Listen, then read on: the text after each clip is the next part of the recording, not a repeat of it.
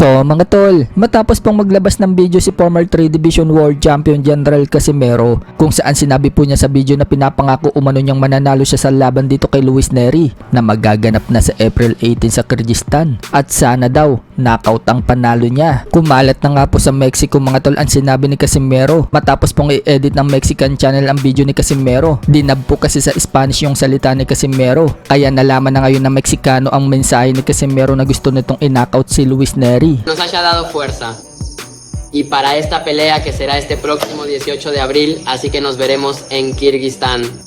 Eso es, y nos veremos ahí. A todos nuestros fieles seguidores les prometo que vamos a ganar. Ojalá sea por knockout si es posible. Vamos.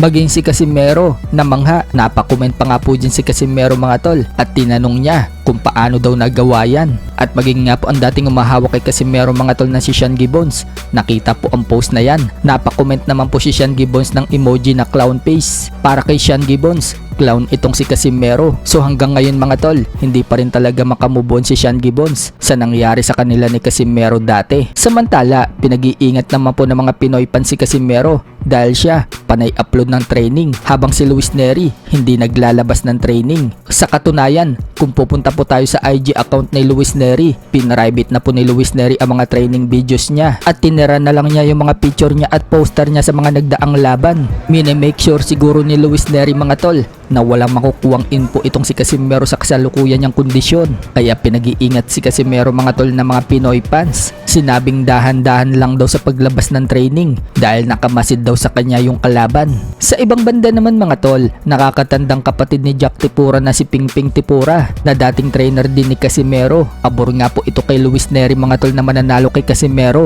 Sinabi po kasi niya sa post niya, kahit na Pinoy daw siya, pupusta daw siya kay Luis Nery. Pero kabaliktaran naman po kay Jack Tipura dahil pupusta naman po ito kay Casimero ng 5 million pesos. Pero kunin muna daw ni Casimero ang timbang. Kapag nakuha daw ni Casimero ang timbang, 5 million daw ang itataya niya. May tiwala daw siya na mananalo si Casimero sa laban pero pagdating daw sa timbangan, wala daw siyang tiwala. Samantala, dinamay naman po ni Jack Tipura ang presidente natin na si BBM. Sa shinare po kasing video ni Jack Tipura ni BBM, sinabi ni Tipura sa caption, yung presidente daw ni Casimero, parehas daw silang ngiwi. Yan daw yung presidente ng mga adik na tagahanga ni Casimero. Sabay tawa si Jack Tipura.